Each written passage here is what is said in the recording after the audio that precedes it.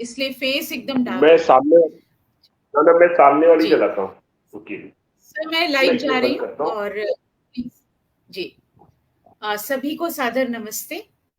हिंदी साहित्य संस्थान नई दिल्ली की ओर से हम एक बार फिर आपके सामने उपस्थित हैं नई परिचर्चा लेकर, और मैं सभी श्रोताओं को, दर्शकों को बड़े ही हर्ष के साथ और बहुत ही गौरव के साथ ये बताना चाहूंगी कि हमारी परिचर्चा का ये 80वां 80th एपिसोड है।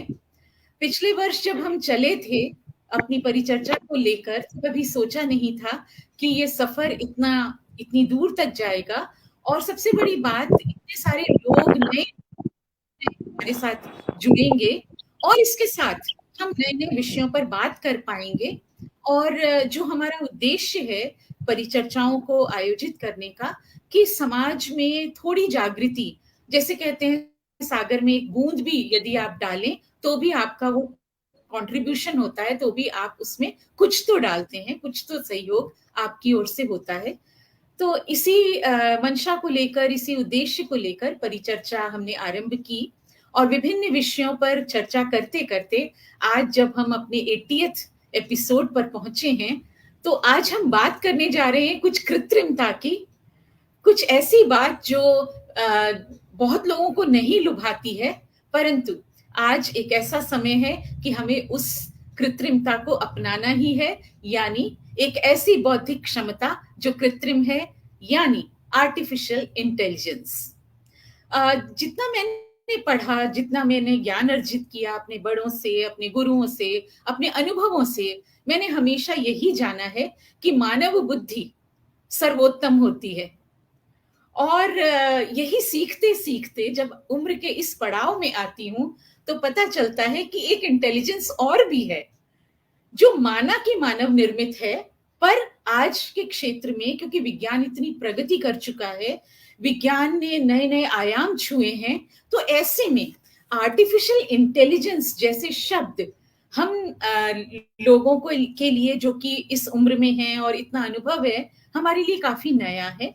इसीलिए ये सोचा गया कि इस विषय को लिया जाए। जब मैं थोड़ा सा इस बारे में पढ़ रही थी, तो मैंने ये जाना कि आर्टिफिशियल इंटेलिजेंस आखिर है क्या। ये एक तरह के कंप्यूटर को बनाने का, या कंप्यूटर के द्वारा रोबोट को कंट्रोल करने का, या फिर एक सॉफ्टवेयर को कंट्रोल करने का जो कि इंटेलिजेंटली सोचता हो, और ऐसा सोचता हो जैसे मनुष्य सोचता है।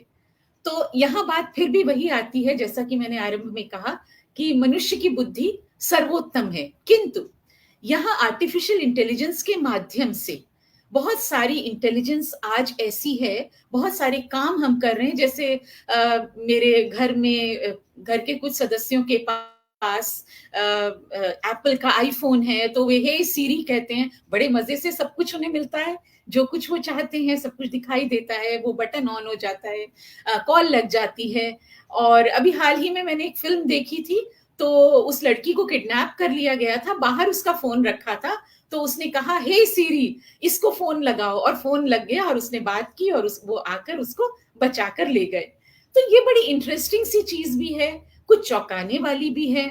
और क्योंकि ये मनुष्य के ब्रेन पैटर्न को रीड करती है, और मनुष्य के ब्रेन पैटर्न को एनालाइज करती है, उसके कॉग्निटिव स्किल्स को एनालाइज करती है, और माना जाता है कि ये बहुत ही इंटेलिजेंट सॉफ्टवेयर है, इंटेलिजेंट ये सिस्टम है, सॉफ्टवेयर का सिस्टम है। तो इन सब बातों को लेकर आज हमारे साथ तीन बहुत ही विद्वान, अपने अपने क्षेत्र में महारत हासिल करने वाले तीन हमारे अतिथि हैं, तीन वक्ता हैं। मैं उम्र के लिहाज से छोटे से शुरू करूंगी, ब्रेन के लिहाज से नहीं, केवल उम्र के लिहाज से। सबसे पहले हमारे बीच हैं बहुत ही प्यारे से पंकज कुमार।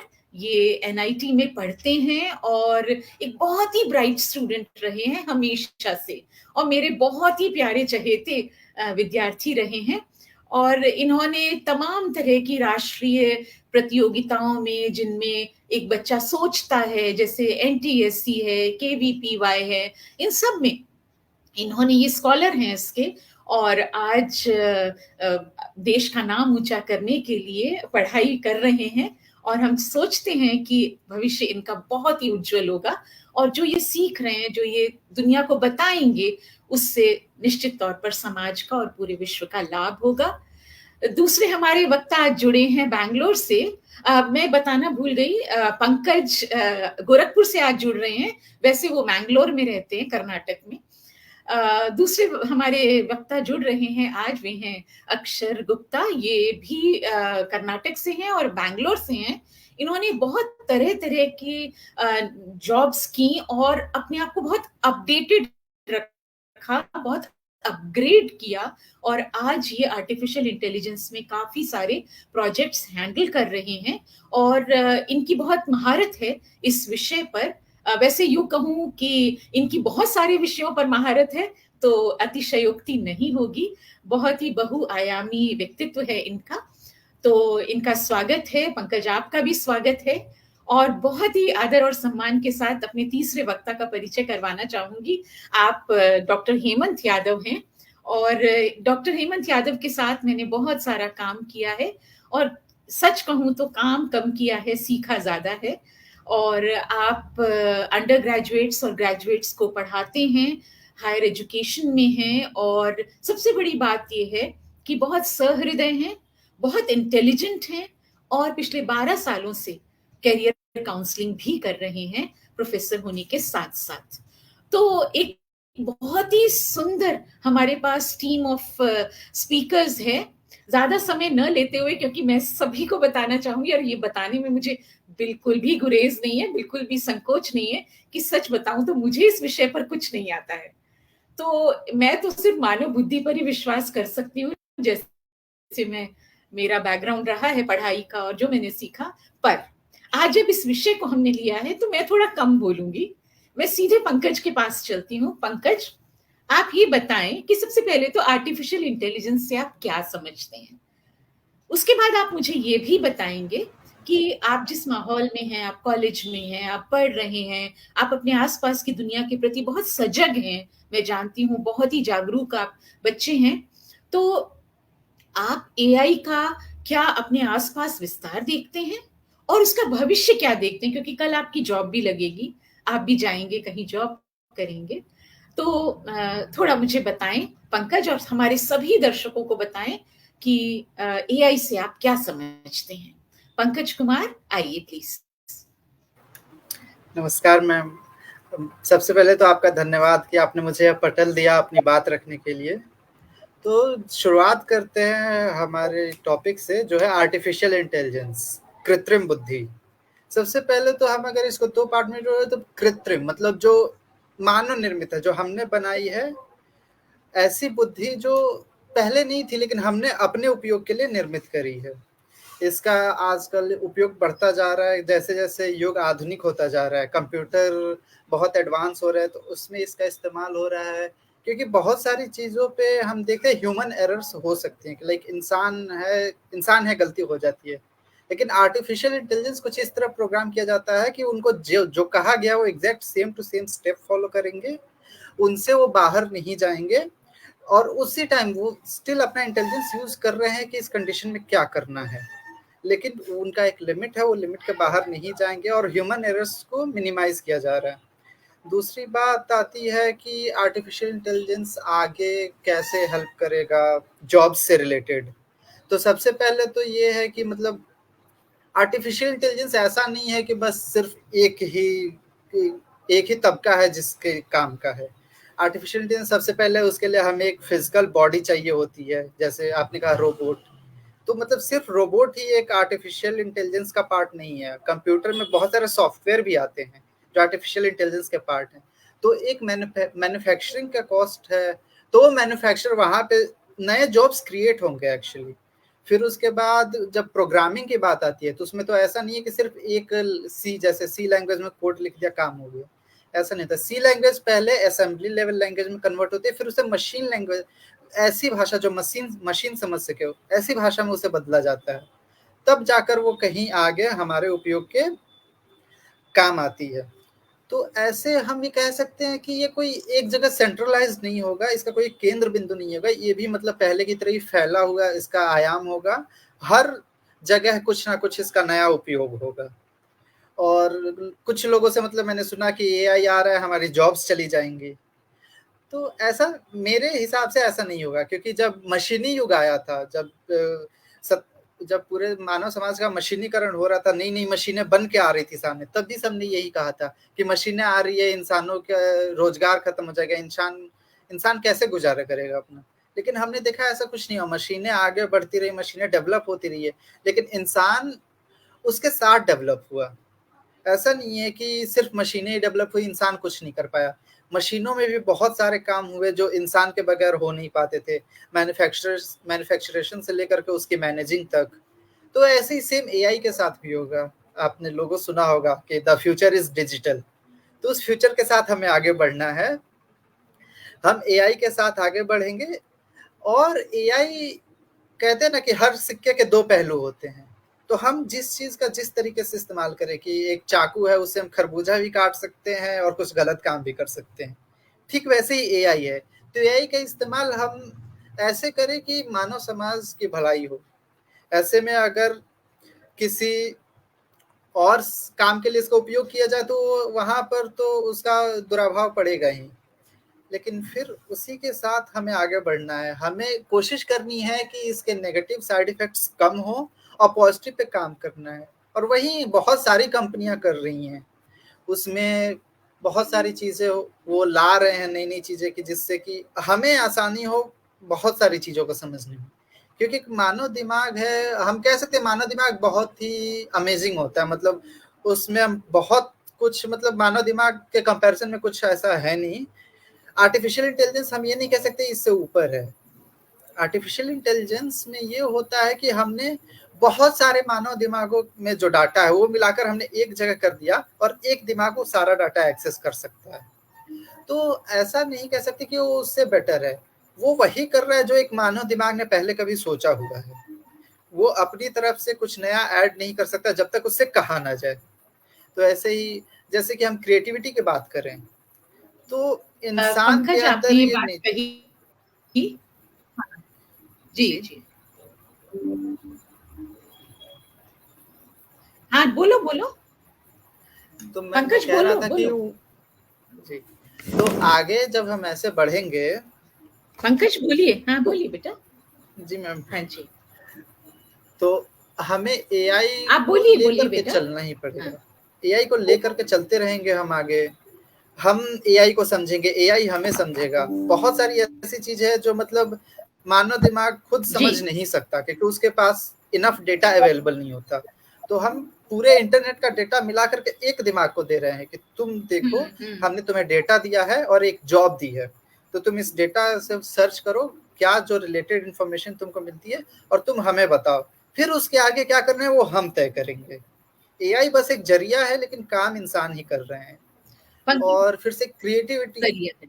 पंकज क्रिएटिविटी आपने की बात मैंने की कि पंकज आपने चैट जी हाँ, चैट जीपीटी के बारे में जरूर सुना होगा।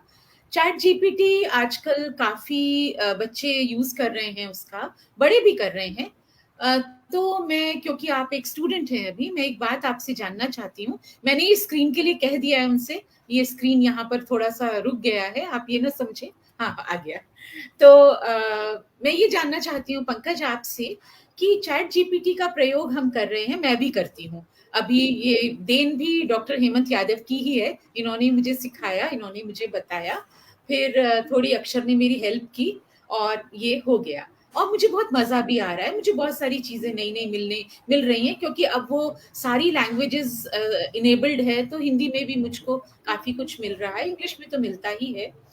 तो मैं ये जानना चाहती हूँ पंकज आपसे कि चैट जीपीटी के आने के बाद क्या आपको ऐसा लगता है कि मानव बुद्धि थोड़ा कुंद हो गई है, हम उस पर ज्यादा निर्भर करने लगे हैं, या आप सोचते हैं कि वैसा ही है और अभी भी हम उतना ही सोचते हैं, उतना ही इनोवेशन हम करते हैं चैट जीपीटी के आने के बाद भी?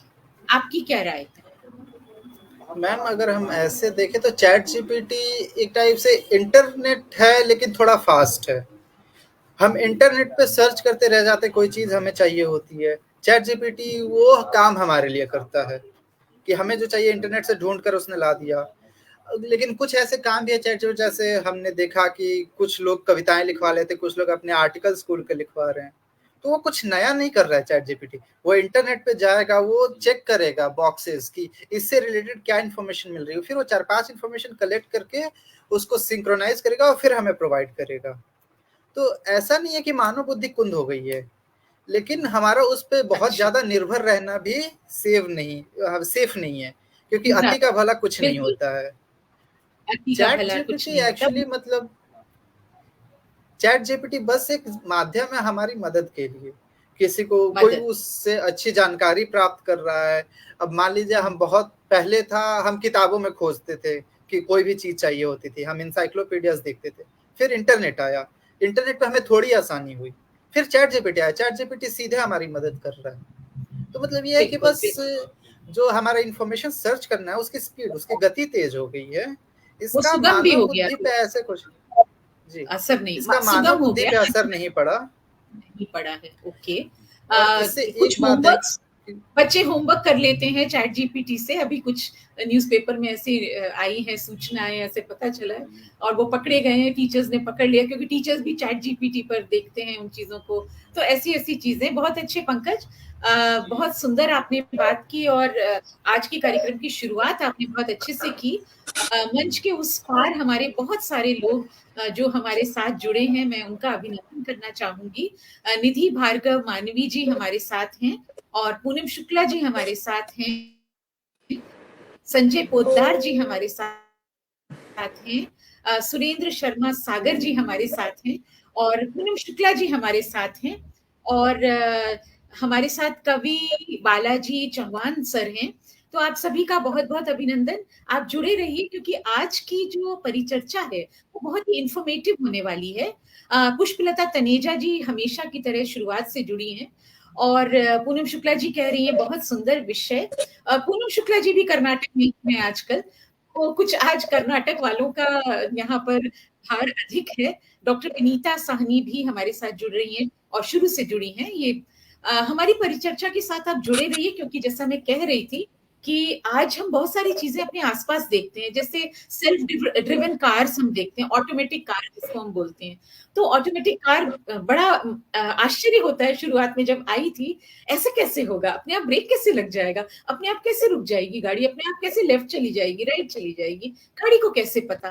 तो गाड़ी को ऐसे पता क्योंकि उसके पास आर्टिफिशियल इंटेलिजेंस इनेबल्ड है।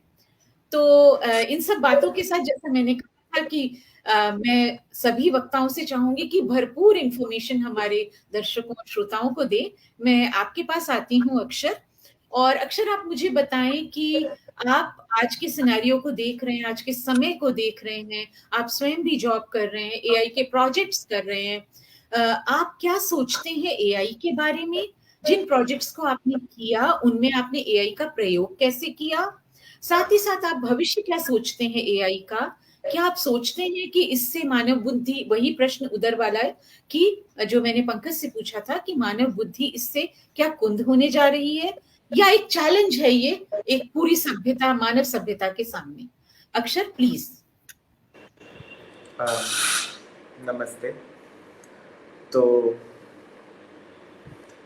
आर्टिफिशियल इंटेलिजेंस,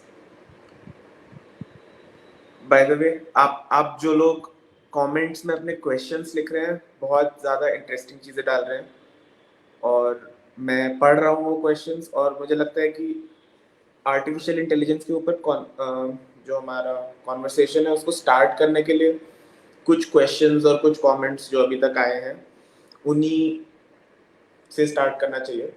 तो सबसे पहले नीता मैम ने बताया कि कुछ स्कूल के बच्चे अपना होमवर्क सबमिट कर रहे हैं और टीचर्स को पता चल जा रहा है, लेकिन टीचर्स को पता कैसे चल रहा है और वो क्या होमवर्क सबमिट कर रहे हैं?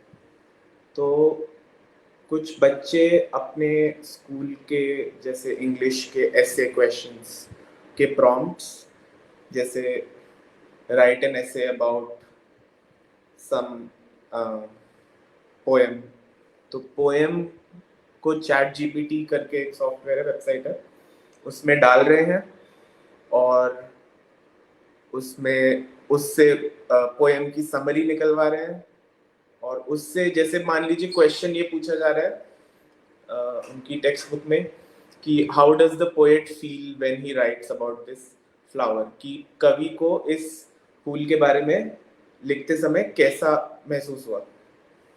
तो उन आंसर्स में अगर ऐसा क्वेश्चन आप चैट जीपीटी से पूछो तो सबसे पहले चैट जीपीटी ये बोलता है कि as an AI model I do not have feelings, मतलब मैं आर्टिफिशियल इंटेलिजेंस मॉडल हूँ और मैं चीज़ें फील नहीं करता, मैं चीज़ें महसूस नहीं करता। तो ये एक लाइन पढ़ के टीचर्स को पता चल जा रहा है कि बच्चे ने चैट जीपीटी से आंसर लिया। तो ये एक चीज़, अगर यहाँ पे टीचर्स हैं तो आपके अगर students AI as an AI model I can not feel things, ये पढ़ने में मिले आपको किसी की नोटबुक में, तो आपको पता है आंसर कहाँ से आया। तो सबसे पहले तो ये चैट जीपीटी। तो हुआ ये है अभी 2022-23 में, इससे पहले भी आर्टिफिशियल इंटेलिजेंस चल रही थी।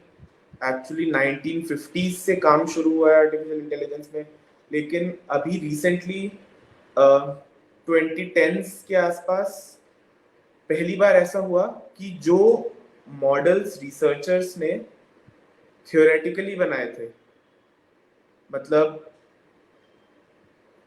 ऐसे बनाए थे कि अभी मैथ्स के फॉर्म में ही है, या फिर अभी तक उन्होंने जिन मॉडल्स के बारे में सोचा ही है वो मॉडल्स, क्योंकि कंप्यूटर्स फास्ट हो गए हैं अब 2000, 2005, 2010 में, तो कंप्यूटर्स के फास्ट होने की वजह से वो मॉडल्स अब एक्चुअली इम्प्लीमेंट कर पा रहे हैं। लोग इम्प्लीमेंट कर पा रहे हैं, मतलब कोई ऐसा कंप्यूटर है दुनिया में जो वो मॉडल्स चला सकता है। अभी आपके फोन में इतनी पावर है कि 1950s में जब ये एआई मॉडल्स ढूंढे गए थे तो उतना पावरफुल कंप्यूटर बनाने के लिए आपको एक 4 मंजिल की बिल्डिंग चाहिए होगी, जितनी पावर आपके फोन में आज के एज में। तो वो मॉडल्स एआई अभी 2000s के बाद से इतना एडवांस इसलिए कर रहा है क्योंकि कंप्यूटर्स है पावरफुल जो एआई मॉडल्स चला सकते हैं। दूसरी चीज, मैथ्स और कंप्यूटर साइंस के बीच में जो इंटरसेक्शनल रिसर्च हो रही है, जिसमें प्रोबेबिलिटी करके एक फील्ड होती है जिसके बेसिस पे ये सब चीजें चलती हैं, एआई मॉडल सारे चलते हैं। तो उन सब चीजों का सिनर्जी, सिंथेसिस, समागम अगर देखा जाए मैथ्स और कंप्यूटर साइंस का, उसकी वजह से बहुत एडवांसेस हुए हैं इस फील्ड में। उसके अलावा 2017 में एक पेपर आया था कंप्यूटर साइंस का, attention is all you need. तो उसमें एक नए तरह के मॉडल के बारे में उसमें डिस्क्रिप्शन था जिसका नाम था ट्रांसफॉर्मर मॉडल। तो ट्रांसफॉर्मर मॉडल्स पुराने आर्टिफिशियल इंटेलिजेंस प्रोग्राम्स से अलग थे, उनका काम करने का तरीका बिल्कुल अलग था पुराने आर्टिफिशियल इंटेलिजेंस मॉडल से। उससे पहले के मॉडल्स, अगर आप उनको कोई इमेज दिखाओ, आप उनको फोटो दिखाओ कि भाई एक फोटो में बिल्ली बैठी है, एक फोटो में कुत्ता बैठा है, तो उससे पहले के आर्टिफिशियल इंटेलिजेंस मॉडल्स ऐसे टास्क सॉल्व कर सकते थे कि फोटो देके बता सकते थे बिल्ली है या कुत्ता है। अमेज़न पे किसी ने रिव्यू डाला है तो उस अमेज़न के रिव्यू को वो पढ़ के बता सकते थे कि क्या ये पॉजिटिव रिव्यू है, क्या जिसने रिव्यू लिखा है उसको ये प्रोडक्ट पसंद आया कि नहीं आया। तो वो उस तरह के काम थे। लेकिन ट्रांसफॉर्मर मॉडल्स आने के बाद डिफरेंस ये हुआ कि एआई मॉडल्स नेचुरल लैंग्वेज में ह्यूमन से इंटरैक्ट करने लगे। मतलब लोगों को किसी कंप्यूटर लैंग्वेज, किसी प्रोग्रामिंग लैंग्वेज की जरूरत नहीं है अब आर्टिफिशियल इंटेलिजेंस से इंटरैक्ट करने के लिए। अब वो इंग्लिश में आप उससे सवाल पूछ सकते हो, वो इंग्लिश में जवाब दे सकता है।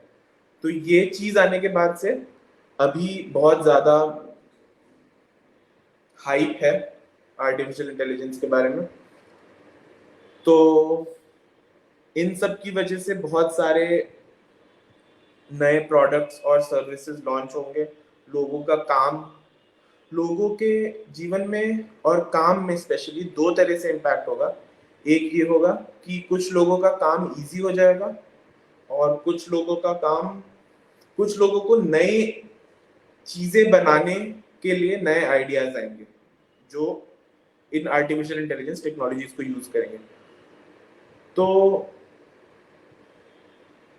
अब जस्ट टू कीप इस कॉन्वर्सेशन को थोड़ा ग्राउंडेड रखने के लिए मैं कमेंट्स देखना चाहता हूँ और उनका रिस्पांस करना चाहता हूँ।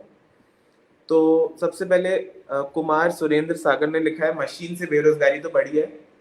वो बिल्कुल सही बात है, बढ़ी है बेरोजगारी, लेकिन पहले भी जब मशीनें आई थी हम लोग को इस तरह से देखना चाहिए कि जब घोड़े आए थे, घोड़े खत्म हो रहे थे और घोड़े की जगह अमेरिका में फोर्ड मॉडल टी करके पहली गाड़ी मास प्रोड्यूस्ड कार आई थी। तो घोड़े भी बेरोजगार हो गए, लेकिन हम घोड़े नहीं है, हम इंसान हैं। तो जो लोग पहले घोड़ा गाड़ी चलाते थे उन लोगों ने गाड़ी चलाना सीख लिया और वो अब ड्राइवर बन गए गाड़ी के आने के बाद। मतलब तो ये है अक्षर, आप ये कहना चाहते हैं कि आपको अपडेटेड रहना होगा और अगर जॉब स्विच ओवर करके आपको अपने आप को थोड़ा सा और अपडेटेड या कहना चाहिए न्यू कोर्सेज और करके और उस जॉब के लिए अपने आप को तैयार करना होगा, ये आप कहना चाहते हैं। बिल्कुल बिल्कुल कि हम घोड़े हैं ही नहीं। अब आपको घोड़ा चलाने के बजाय गाड़ी चलाना सीखना चाहिए, तो आप आगे बढ़ सकते हैं, मतलब प्रॉब्लम नहीं होगी ऐसी खास। Very nice. उसके अलावा कुछ अपने प्रोजेक्ट्स के बारे में बताइए जो आपने किए फिलहाल। मैं प्रोजेक्ट्स के बारे में बताता हूँ, 2 मिनट। मैं पहले कमेंट्स देखना चाहता हूँ और लोगों ने कमेंट्स किए हैं तो उनका रिस्पांस करना चाहता हूँ। तो उसके अलावा जैसे भाषा के बारे में एक कमेंट आया था कि गलत शब्दों का इस्तेमाल एआई के माध्यम से हो रहा है। तो पुष्पलता तनेजा ने पूछा है कि what are career and job opportunities in AI scope in India. तो ये बहुत अच्छा टाइम है अभी आर्टिफिशियल इंटेलिजेंस में जॉब्स ढूंढने के लिए। दुनिया की सारी बड़ी कंपनीज जो आर्टिफिशियल इंटेलिजेंस में काम कर रही हैं उनका इंडिया में ऑफिस है। उबर का टेक ऑफिस इंडिया में है, वॉलमार्ट का टेक ऑफिस इंडिया में है, माइक्रोसॉफ्ट, गूगल, ये सब इंडिया में आ रहे हैं आर्टिफिशियल इंटेलिजेंस में काम करने के लिए। अभी पिछले हफ्ते यूएस के सेक्रेटरी ऑफ स्टेट ने इंडियन पीएम या इंडियन एक्सटर्नल मिनिस्टर, पता नहीं किसी के साथ, मुझे याद नहीं आ रहा अभी, बट अभी पार्टनरशिप हुई है कि इंडिया को यूएस के साथ एआई पे काम करने के लिए बढ़ावा मिलेगा। तो very good career and job opportunities in India, scope in India बहुत अच्छा है। तो नेक्स्ट कमेंट जो मैं देख रहा हूँ, थैंक यू पुष्पलता तनेजा।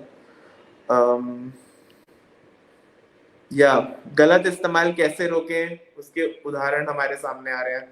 अब वो रिस्पॉन्सिबिलिटी की बात जो आती है जिसमें किसके ऊपर ये रिस्पॉन्सिबिलिटी है कि इसका गलत इस्तेमाल ना किया जाए, ये हमें सबसे पहले सोचना चाहिए कि तो गलत इस्तेमाल के कुछ एग्जांपल्स ऐसे हैं कि एआई मॉडल्स को यूज करके डीप फेक बना सकते हैं। आप लोगों ने शायद ये शब्द सुना होगा, डीप फेक।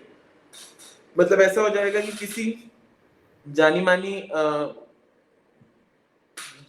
मानी व्यक्ति के साथ उनके वीडियोस निकाल दिए जाएंगे वो कुछ और बोलते हुए, कि मान लो, मतलब एग्जांपल नहीं देना चाहता मैं, बट तो हमें पता नहीं चलेगा कि सच और झूठ में डिफरेंस क्या है। मिस इन्फॉर्मेशन, गलत इन्फॉर्मेशन लोगों की दिमागों में भरी जाएगी। तो उसका एक नथिंग, बोलिए। तो वो एक गलत इस्तेमाल हो सकता है। और लोगों का जो आर्टिस्ट का जो क्रिएटिव काम है उनको उसका पूरा क्रेडिट नहीं मिले, वो उसका एक गलत उपयोग हो सकता है।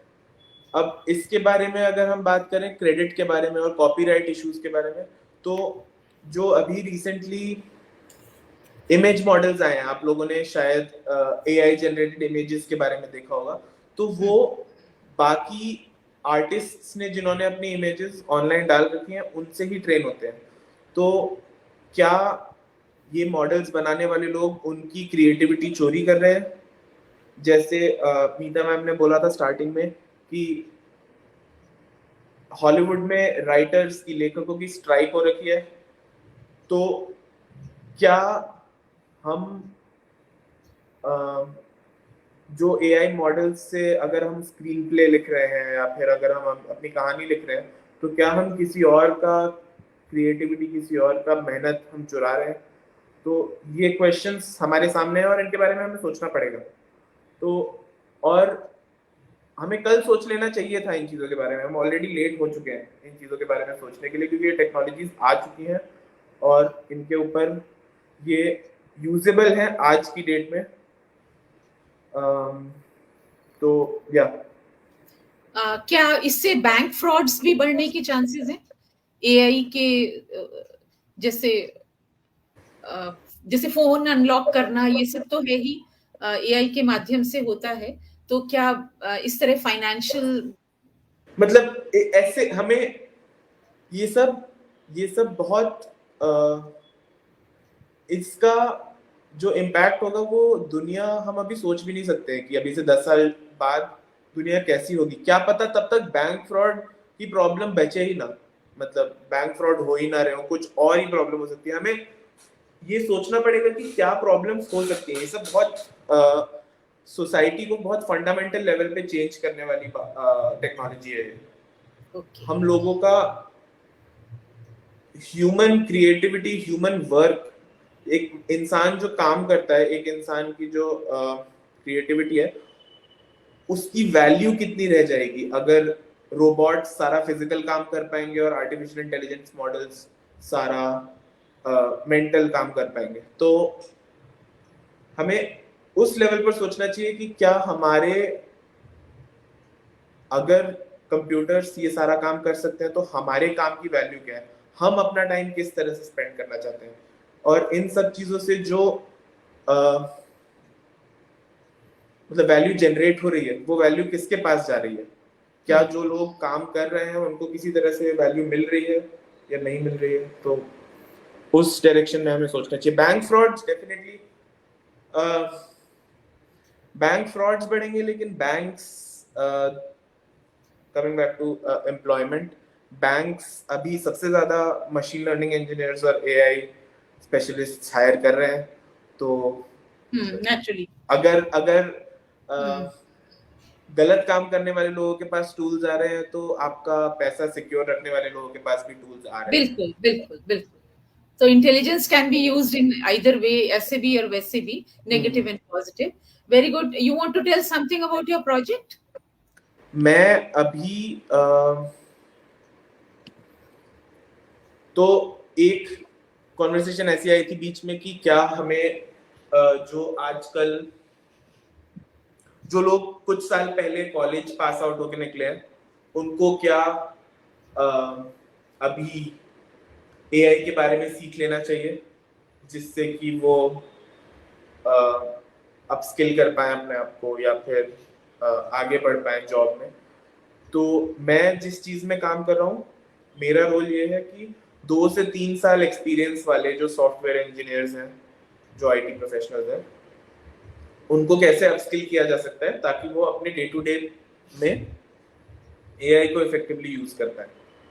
तो ये प्रोजेक्ट मेरा चल रहा है। मैं उन लोगों की अपस्किलिंग के लिए, उन लोगों की ट्रेनिंग के लिए एआई मॉडल्स को इजी तरह से और सुगम तरीके से प्रेजेंट करने में काम करता हूँ।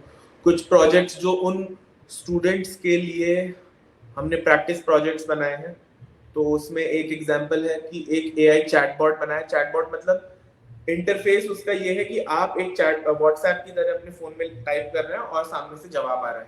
जैसे ये अमेज़न में और इसमें होता है, आप कस्टमर केयर में आपको कस्टमर केयर चैटबॉट, में हाँ, लेकिन ये चैटबॉट ज्यादा इंटेलिजेंट है आपका,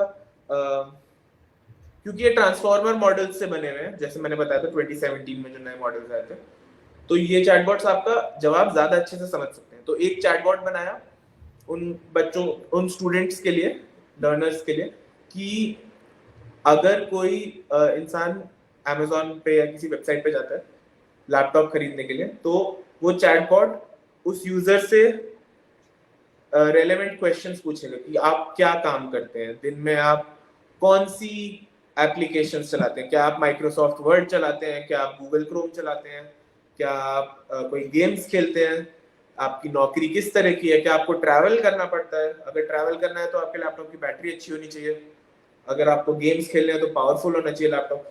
तो ये सारे क्वेश्चंस पूछ के वो चैटबॉट यूजर से इंफॉर्मेशन एक्सट्रैक्ट करता है और यूजर को उसके बेसिस पे सही लैपटॉप सजेस्ट करता है। तो ये एक ऐसा यूज केस है जो आप फ्यूचर में बहुत इजीली देख सकते हैं। अभी मतलब मेक माई ट्रिप वेबसाइट पे आप लोगों ने टिकट बुक किया होगा, मेक माई ट्रिप वाले लोगों की माइक्रोसॉफ्ट के साथ पार्टनरशिप बनी है कि वो लोग आपका बुकिंग का पूरा एक्सपीरियंस हिंदी में, मराठी में, तेलुगु में, कन्नड़ा में, सॉरी बैंक फ्रॉड से बचने के लिए कम कमाया जाए। बिल्कुल सही। अगर मेरे पास पैसे नहीं होंगे तो मेरे पैसे नहीं ले सकता। ये तो हमारे बहुत ही सीनियर हमारे वरिष्ठ साथी हैं और इस मंच से हमेशा से जुड़े रहे हैं, और भी बाकी भी बहुत सारे हमारे दर्शक और श्रोता हमारे साथ जुड़े हैं। रामदास सोलंकी सर हैं और सर बहुत ही जागरूक हैं, सर को मैं व्यक्तिगत तौर पर जानती हूँ। तो सर राइटली सेड, अक्षर आपकी बात ये आए, क्या यूपीआई पेमेंट सिक्योर है? यूपीआई पेमेंट बिल्कुल सिक्योर है। आप अपना पिन संभाल के रखिए बस, और अपना सिम कार्ड संभाल के रखिए, यूपीआई पेमेंट बिल्कुल सिक्योर है। तो अक्षर बहुत बहुत धन्यवाद, बहुत सारी बातें आपने बताई, और जब आप बोल रहे थे तो बहुत ही सुंदर प्रस्तुति इंदिरा शर्मा जी कह रही हैं, और इंदिरा शर्मा जी बहुत बहुत धन्यवाद आपका कि आप हमारे साथ शुरुआत से जुड़ी हैं। संजय पोद्दार जी, कॉपीराइट एक मुद्दा है बिल्कुल, लेकिन वो एक अलग टॉपिक है जिस पर हम भविष्य में परिचर्चा जरूर कर सकते हैं। और पुष्पलता तनेजा जी बहुत ही वरिष्ठ हैं और रिटायरमेंट ले चुकी हैं, हिंदी विभाग से ही हैं। उन्होंने आपको आशीर्वाद दिया है कि उनके प्रश्न को आपने लिया और आपने उसका उत्तर दिया। तो ये पार्ट मुझे इस पूरी प्रेजेंटेशन का बहुत अच्छा लग रहा है कि हम लोग ऑडियंस के साथ इंटरैक्ट कर रहे हैं। एक कम्युनिटी बनाने के लिए स्पीकर और ऑडियंस का अगर इंटरैक्शन रहेगा तो ही मतलब ये अच्छी स्पेस बनेगी। बिल्कुल। धीरेन्द्र कुमार झा जी हमारे साथ जुड़े हैं और अति सुंदर कह रहे हैं हमारे कार्यक्रम को। और अब हम चलते हैं डॉक्टर हेमंत यादव के पास। डॉक्टर हेमंत यादव, आपने दोनों बच्चों की कन्वर्सेशन सुनी, उनके जो उन्होंने कहा वो सुना, तो आप एआई के बारे में अपनी राय बताइए। और क्योंकि आप एक करियर काउंसलर हैं और आप बच्चों से डील करते हैं हायर एजुकेशन में, तो हम ये भी जानना चाहेंगे कि क्या ऐसा है, क्योंकि बच्चों ने कहा ऐसा नहीं है, हमें अपने आप को अपग्रेड करना होगा, तो जॉब्स के लिए हम बहुत ज्यादा परेशान न हो कि जॉब्स चली जाएंगी, लेकिन बहुत सारी स्टडीज ऐसा कहती रही हैं। और अभी मैं देख रही थी कि 2017 में एलन मस्क और भी बहुत सारे ऐसे लोग जो कि प्रभाव रखते हैं समाज पर, उन्होंने एआई का विरोध भी किया था। और जैसे अभी चर्चा भी हुई है कि अमेरिका में एक ये आंदोलन चल रहा है कि एआई का विरोध हो रहा है फिल्म फ्रेटर्निटी की तरफ से, स्पेशली राइटर्स गिल्ड की तरफ से। तो ये सब बातें हमारे सामने हैं और हमारे सामने हमारे बच्चे भी हैं जो कि देश का भविष्य हैं। और निश्चित तौर पर भविष्य अगर अच्छा होगा तो समाज में शांति भी होगी और सुख में भी होगा समाज। और इसके लिए सबसे जरूरी है रोजगार, क्योंकि सीधी सी बात है, गोस्वामी तुलसीदास जी ने भी कहा है, भूखे भजन न होए। तो भजन भी नहीं हो सकता है जहां वहां रोटी रोजगार की बात सबसे जरूरी है। और पढ़ लिख कर एक बच्चा यही सपना देखता है, या उसके माता पिता भी या समाज भी उससे ये अपेक्षा करता है कि वो समाज के लिए कुछ कंट्रीब्यूट करे, कुछ अच्छा करे, अच्छी नौकरी पाए और समाज को बदले में कुछ दे सके, चाहे वो सोशल रिस्पॉन्सिबिलिटी के तहत या जैसे भी। तो आप अपनी राय बताएं, और बताएं ये बहुत चिंता का विषय है क्या कि हमारे बच्चों की जो नौकरियां हैं उन पर बहुत बड़ा इस समय संकट है, और क्या ऐसा है? इस बात पर भी आप जरा अपनी राय बताइएगा। डॉक्टर हेमंत यादव, प्लीज आप मंच संभालिए। मैम नमस्कार। इनफैक्ट सभी श्रोताओं को नमस्कार, दर्शकगण तो मैं नहीं कहूंगा, दर्शकगण और श्रोताओं को नमस्कार। Ma'am, am I audible? देखिए, मुझे लगता है पंकज जी ने, because he is a very talented student, he has already done a wonderful NTSC and all that. आप उनकी शुरू से ही तारीफ करती आई है, हम लोगों ने अपने प्रेजेंटेशंस में उनका जो इनिट में मॉडल था वो भी हम लोगों ने दिखाया था, और आप हमेशा जिक्र करती रहती हैं। इवन अक्षर जी ने जो है वो सारे इनपुट्स दे दिए हैं with a different perspective.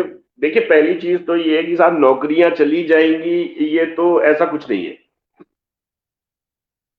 Where Pankaj is, he deserved it, so he is being there. Where Akshar is, he deserved it, so he is being there. मैं शुरुआत करता हूं। देखिए, 1760s में, मिडवे इन 1760s में मैकेनाइजेशन आया था। 1870s में we had the second revolution. 1970s के करीब थर्ड रेवोल्यूशन हुआ, and we are into the fourth industrial revolution. चाहे हम बात करें बिग डेटा की, चाहे एआई की, चाहे आईओटी की, चाहे किसी भी चीज की। तो ये पक्ष हुआ। दूसरी बात है, देखिए, it's a technology driven world. मैं उल्टा चलता हूं, और हमारे एक बड़े गुरु जी की तरह हैं, बड़े भाई की तरह हैं। उन्होंने एक बड़ी बढ़िया बात कही थी, वो मैं जिक्र करना चाहूंगा। उन्होंने बढ़िया बात ये बताई कि 1960s में जो लोग इंग्लिश का अखबार पढ़ते थे, उस वक्त जादूगर मैंड्रेक्स की छोटी छोटी स्टोरीज आया करती थी।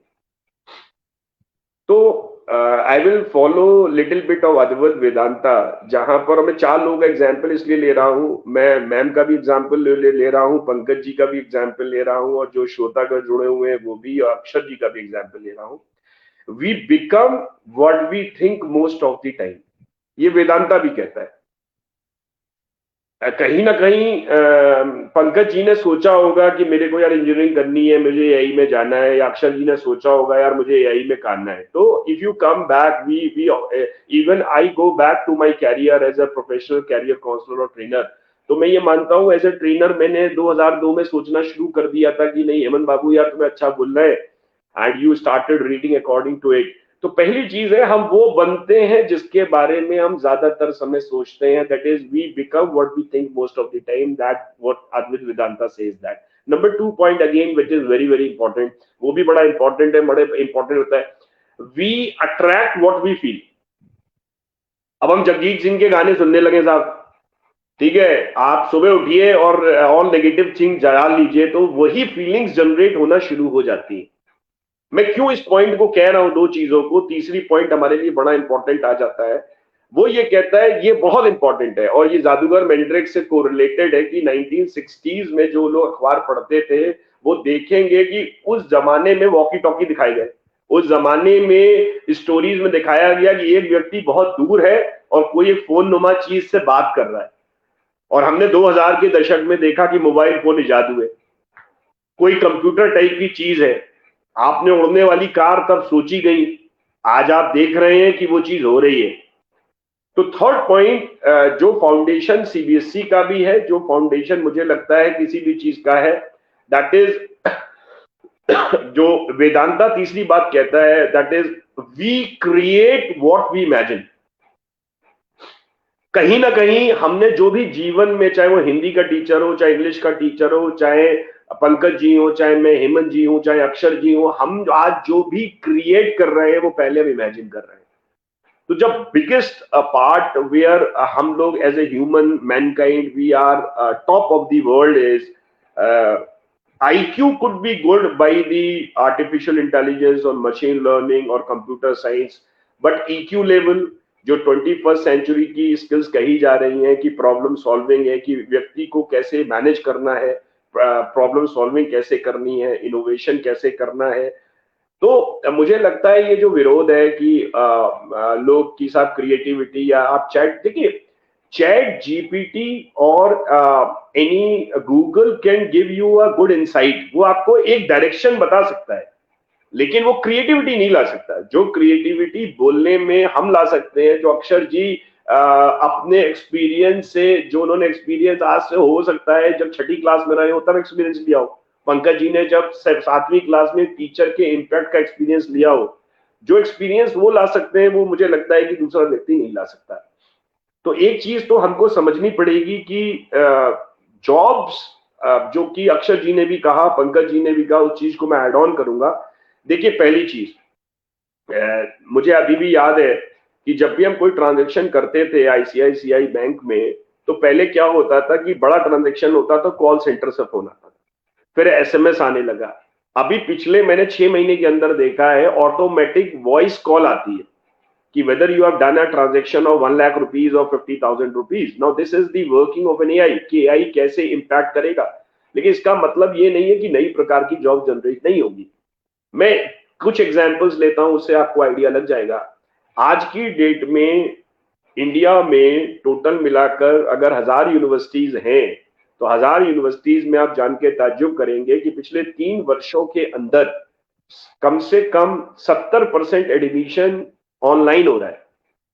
जितने ऑनलाइन कोर्सेज बढ़ गए हैं और सारे लोग ऑनलाइन, देखिए हम लोग भी आज परिचर्चा ऑनलाइन कर रहे हैं, एक दूसरे को देख पा रहे हैं, एक दूसरे को सुन पा रहे हैं, अपनी बात कह पा रहे हैं, लोग अटैच हो पा रहे हैं। तो दिस इज दी वे की टेक्नोलॉजी कैसे रोल अदा कर रही है। अब मान लीजिए, और मतलब coming from a man of computer science who passed out from 1999, मतलब मुझे इस बात को एक्सेप्ट करने में कतई गुरेज नहीं है, जबकि मैम मैं क्षमा चाहता हूं, आप हिंदी की टीचर है, but technologically you are far advance than me. The reason is कि मुझे ये नहीं पता था कि परिचर्चा का ऐसा प्लेटफॉर्म भी होता है, because I never used it and you are taking the benefit out of it. तो पॉइंट कहीं ना कहीं मैं आपको बताता हूं कि एडमिशन प्रोसेस में आज की डेट में ऐसा नहीं है कि लोग अखबार में ऐड देना लोगों ने बंद कर दिया, लोगों ने होर्डिंग बनाने कम कर दिए, लेकिन रीच बढ़ाने के लिए आप जान के ताज्जुब करेंगे कि डिजिटल प्लेटफॉर्म पर 15 प्रकार की डिफरेंट जॉब जनरेट हुई है। कोरल में बनाने वाला अलग क्रिएटिव चाहिए, अखबार में बनाने वाला अलग क्रिएटिव बंदा चाहिए, आप यूआई और यूएक्स पे नया क्रिएटिव डिजाइन करने वाला चाहिए, उसको पोस्ट करने वाला अलग चाहिए, उसको मैनेज करने वाला कि फेसबुक पे कैसे मैनेज करना है, कि लेट्स से गूगल रैंकिंग कैसे बढ़ानी है। ब्लॉगर्स कभी नहीं थे, आज की डेट में आपका भी विद्यार्थी ब्लॉगर जरूर होगा, हमारा भी विद्यार्थी ब्लॉगर है, दे आर डूइंग वंडर्स। तो 10-15 प्रकार की जॉब। तो कहने का तात्पर्य ये है, जो मुझे लगता है कि हम क्या करते हैं, हम अपने नॉर्मल जीवन शैली से नई चीजों को सीखने से थोड़ा गुरेज करते हैं। बैंकिंग सेक्टर्स में जिन लोगों ने रिफॉर्म्स नहीं किए, उन्होंने कहीं ना कहीं पहले अपना सेवानिवृत्ति ले ली। तो जो टेक्नोलॉजी, यहां पर मैं एक चीज और ऐड करना चाहूंगा कि 4 मिलियन लोगों तक पहुंचने में रेडियो को 75 साल लगे थे, इंटरनेट को 15 साल लगे, और टीवी को पहुंचने में 15 साल लगे, इंटरनेट को 4 साल लगे, एंग्री बर्ड्स को 38 दिन लगे, और 10 मिलियन लोगों तक पहुंचने में चैट जीपीटी को मात्र 10 दिन लगे। क्योंकि टेक्नोलॉजी का कहीं ना कहीं पेस है, वो रोल रहेगा। लेकिन पहली बात, एक तो हमको अपडेटेड, मतलब उसको नेगेटिव नहीं लेना है। जैसे कि मैंने खुद चैट जीपीटी यूज किया पावर पॉइंट प्रेजेंटेशन को मान लीजिए देखने के लिए, it can give you an idea. जैसे मान लीजिए मेरा वे ऑफ डायरेक्शन सोचने का एक्स था, मैं YZW डायरेक्शन नहीं सोच पा रहा था, लेकिन मेरे पास चलिए समय था और मैं अपनी क्रिएटिविटी और बढ़ाने के लिए उससे इंसाइट लेना चाहता हूं, then chat GPT could be good. But entire creativity by writing with the any AI system, वो ऐसा वर्क नहीं होगा, क्योंकि उसमें कहीं ना कहीं इमोशनल्स, कहीं ना कहीं फीलिंग्स, कहीं ना कहीं इंडिविजुअल एक्सपीरियंसेस क्योंकि जैसा कि अक्षय जी ने बताया कि वो डेटा वही उठाएगा जो कि नेट पर अवेलेबल है, वही डेटा पे आधार पर वो अपने रिजल्ट्स को इनपुट दे देगा। लेकिन कहीं ना कहीं जो हमारी अपनी क्रिएटिविटी है, अब जो चैलेंज है वो चैलेंज ये है कि जो हमको इस टेक्नोलॉजी को अपने रोजमर्रा जीवन में यूज करते हुए अपनी क्रिएटिविटी, इनोवेशन प्लस अपने जो भी जॉब है, चाहे वो टीचिंग का है, चाहे वो सेल्स का हो, चाहे वो मेडिकल साइंस, मैं आपको मेडिकल साइंस का एग्जांपल लेता हूं। डॉक्टर्स आने वाले जमाने में आप मान के चलिए कि पेशेंट आएगा तो आधार की तरह या पैन कार्ड की तरह वो अपना नंबर डालेगा और उसका जो कार्ड है, जो उसका हेल्थ कार्ड है, उस हेल्थ कार्ड से उसका पूरा डेटा निकल आएगा, उसकी पिछली बीमारियों में कौन सा इंजेक्शन से क्या रिजल्ट्स रहे हैं, जो कि कहीं ना कहीं फार्मेसी लैब वाले जो रिजल्ट दिया करते थे, यहाँ पे डॉक्टर को एक डायरेक्शन मिल रहा है डिसीजन मेकिंग का, but the entire verdict will be with the doctor. अब आप ये कहें कि टेक्नोलॉजीज एक नॉर्मल बंदा समझ लेगा, नहीं, ऐसा नहीं है। So opportunities are lot of, but यहां मैं एक चीज और बताना चाहूंगा। 2000 के दशक से या हम 90 के दशक से बात करें कि देखिए भारतवर्ष में या विदेशों में कहीं भी अगर बच्चे की ओवरऑल पर्सनालिटी अच्छी थी या कम्युनिकेशन स्किल्स अच्छी थी तो उस बच्चे ने ओवरऑल आईक्यू के बाद ईक्यू अच्छा किया तो जॉब में बहुत अच्छा परफॉर्म किया। 2000 के दशक के बाद ये माना गया कि चाहे वो हिंदी का टीचर हो, चाहे किसी भी प्रोफेशन में हो, उसको इंफॉर्मेशन टेक्नोलॉजी यूज करना आना चाहिए, ऐसा माना गया। और जिन लोगों ने उस टेक्नोलॉजी को यूज किया उसने कहीं ना कहीं अपने जो भी प्रोफेशन था, अपना जो भी कैरियर था, वो जिस भी काम काज में इन्वॉल्व थे उसमें उन्होंने बहुत अच्छा किया। मुझे ऐसा लगता है और मेरी अपनी फीलिंग है जो मैं देख पा रहा हूं कि एआई भी इसी प्रकार का रोल करेगी हर फील्ड में। It will be involve in every field. और जैसे कि हमने कम्युनिकेशन को, ओवरऑल पर्सनैलिटी को, कहीं ना कहीं आईटी को, मोबाइल फोन को, व्हाट्सएप को एक अपने रोजमर्रा के जीवन में अपनी चीजों को बेहतर बनाने के लिए यूज किया, अपनी प्रोडक्टिविटी बढ़ाई, अपना कार्य जीवन बेहतर किया, तो देखिए उसके नेगेटिव साइड इफेक्ट्स भी रहे हैं, व्हाट्सएप के भी रहे हैं, इंटरनेट के भी रहे हैं, इसी तरह एआई के भी रहेंगे। लेकिन पैरेलली उसी प्रकार की नौकरियां भी जनरेट होंगी। चैलेंज नए विद्यार्थियों को क्या है और जो पुराने हमारे जो मिड एज लोग हैं उनको क्या है। एक तो हमें इस टेक्नोलॉजी को मजबूरी वश कह लीजिए या जरूरत वश कह लीजिए सीखना पड़ेगा, पहली बात। दूसरी बात, उसका हमको सही यूज करना आना चाहिए, क्योंकि जो लोगों ने मोबाइल को जैसे रात के 2 बजे तक देखा, 1 बजे तक देखा, वहां पर कहीं ना कहीं उसकी हेल्थ पर या बाकी चीजों पर उसका नुकसान हुआ और जिसको कहीं ना कहीं हम लोगों ने रेक्टिफाई करने की कोशिश करी। मैं कल ही एक सज्जन से बात कर रहा था कि आने वाले जमाने में बहुत जल्दी आप ऐसे होटल्स देखेंगे, ऐसे रेस्टोरेंट्स देखेंगे जो कहेंगे साहब no mobile zone, just come here and eat. Doctors तो ऐसा करने लगे हैं, डॉक्टर्स तो कह देते हैं आप आ रहे हैं तो गूगल देख के मत आना। ऐसा भी कहीं कहीं मैंने कैप्शंस पढ़ा है कि गूगल से मत पढ़कर आना। To write it down, don't come with your Google knowledge. Yes, don't come with your Google knowledge. हाँ, तो दैट इज अ फैक्ट। तो मुझे लगता है देखिए, लेकिन इसमें कोई दो राय नहीं है कि जिस प्रकार से communication, emotional quotient, emotional intelligence या ओवरऑल पर्सनालिटी, या मुझे लगता है 2000 के दशक के बाद सही चयन इंफॉर्मेशन टेक्नोलॉजी का अपने दैनिक जीवन में या ओवरऑल यूज करने में जो हम लोगों ने बेहतर किया, वो कहीं ना कहीं मान के चलिए उसी तरीके से एआई का, और ये चलन हमको अपने जीवन में लाना पड़ेगा। उसके देखिए एडवांटेजेस भी होंगे, 110% डिसएडवांटेजेस भी होंगे, लेकिन हमको कैसे उसको यूज करना है अपनी जीवन शैली को, अपने जीवन में अपने प्रोफेशन को बेहतर बनाने में, उसके समय समय पर चीजें आती रहेंगी। हम अपने आप को कैसे चेंज करते हैं, दैट विल बी डिपेंडेंट। मैं लास्ट एग्जांपल बता रहा हूँ, यूपीपीसीएल का बिल था, सीयूजीएल का बिल था, आज की डेट में हम घर बैठे दे देते हैं। बिल्कुल। हाँ, तो कितना समय बच रहा है। और हम ट्रैक कर सकते हैं कि हमने ट्रांजैक्शन कब किया। बिल्कुल, तो लॉट ऑफ एग्जांपल्स। जी बहुत सुंदर डॉक्टर हेमंत यादव। एक प्रश्न अंत में हम लेंगे और आप तीनों से पूछना चाहूंगी। एक प्रश्न बड़ा ही इंटरेस्टिंग सा लगा मुझे कि क्या भविष्य मशीनें तय करेंगी? पंकज, मशीन लर्निंग की भी बात है क्योंकि एआई में, तो क्या हमारा भविष्य मशीनें तय करेंगी? मैम, ये इस बात पर निर्भर करता है कि हम मशीनों के ऊपर कितना निर्भर हो जाते हैं। बहुत सही। मशीन हमारी जिंदगी का एक हिस्सा है। अगर हम मशीन को अपने ऊपर हावी होने दे तो मशीन हो जाएगी, लेकिन बिल्कुल, हमें ये ध्यान रखना, मशीन को हमने बनाया तो हमें अपना संप्रभुत्व बनाए रखना है कि मशीन हमारे लिए काम करे, वो हमारे ऊपर काम ना करे। मुझे याद है पंकज, जब मैं छोटी थी तो जो पहला ऐसे मुझे अच्छी तरह याद है, जो मैंने बहुत मेहनत से लिखा था, मैन वर्सेस मशीन। तो ये बात इतने साल पुरानी है और आज भी हम उसी बारे में बात कर रहे हैं। अक्षर, आपके लिए एक प्रश्न आ गया है। हॉस्पिटल के अतिरिक्त कृषि के कार्य में भी क्या एआई का प्रयोग हो सकता है? ये ड्रोन से जो वो इंसेक्टिसाइड डालना, वो सब क्या वो इसी के अंतर्गत आएगा? मैंने ऐसा सुना है कि ऐसा होता है कृषि के क्षेत्र में।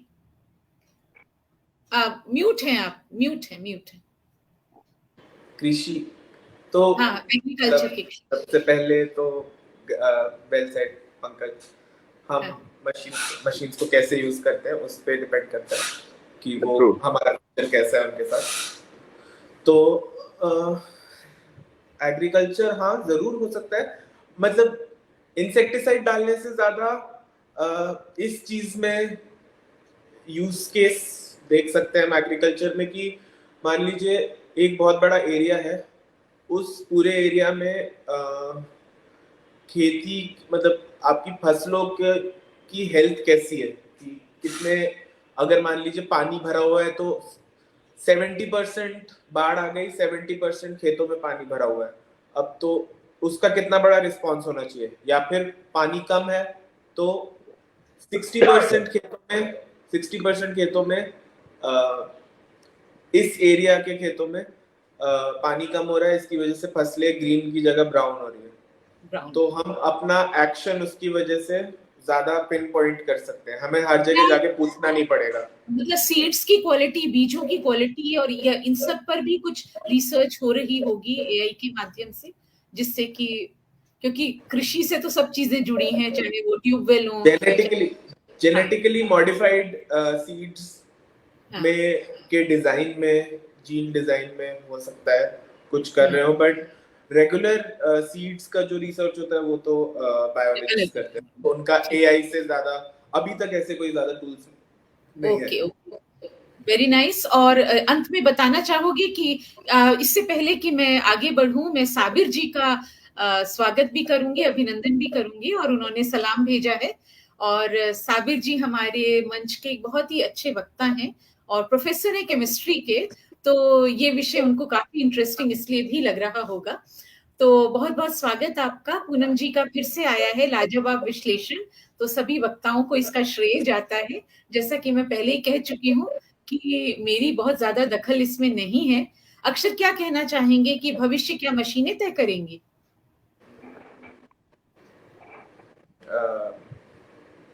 नहीं, पार्शली नहीं करेंगे, हम ही करेंगे।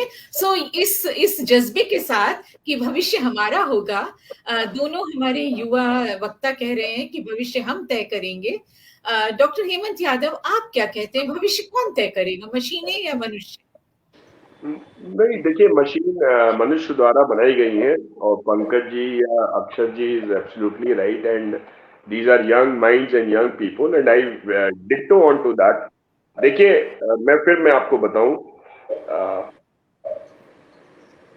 चाहे कितनी भी टेक्नोलॉजी आ जाए, कितनी भी चीजें, जो ह्यूमन ब्रेन है, the power that it has got, the power of creativity which has got, the power of innovation which has got, or the power of decision making and problem solving that has been got, आप देखेंगे, हमेशा देखेंगे, और आप किसी को मत देखिए, मेरा अपना मानना है, 48 साल की या 49 साल की उम्र में मैं आज जब अपने आप को पाता हूँ या कुछ भी पढ़ने किसी भी फील्ड में कोशिश करता हूँ, हर बार ये मैं पाता हूँ कि लोगों ने इतना काम कर रखा है, it is beyond imagination. No, nothing can surpass the power of human.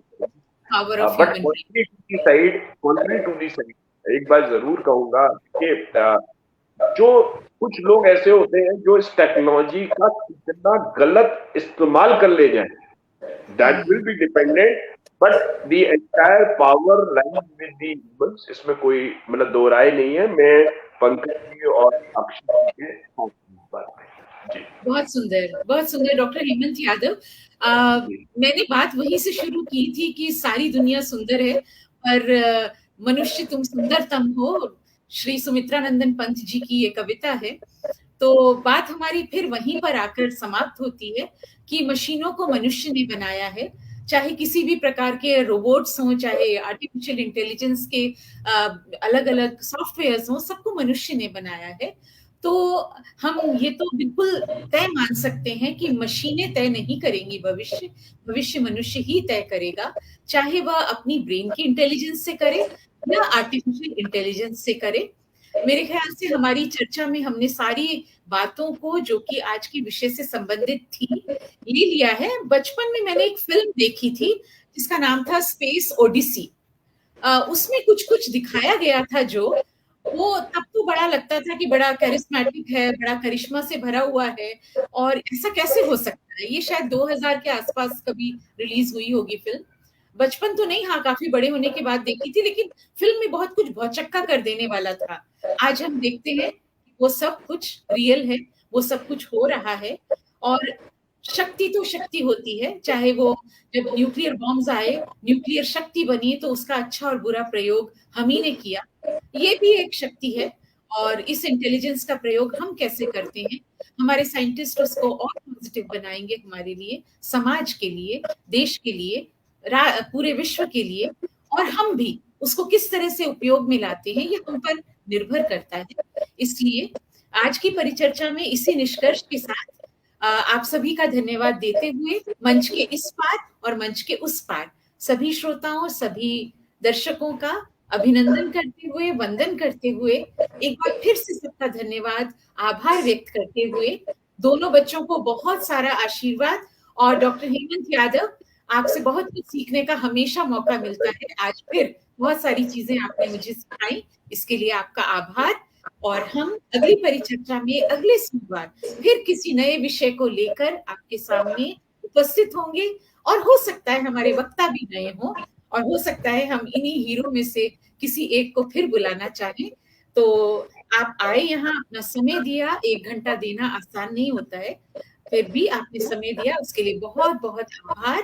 और निश्चित तौर पर मनुष्य ही हमेशा विजयी रहेगा, मनुष्य की बुद्धि ही हमेशा विजयी रहेगी. इस समिंग अप नोट के साथ आप सभी से विदा लेती हूँ. एक बार फिर सभी को नमस्कार, सभी का धन्यवाद.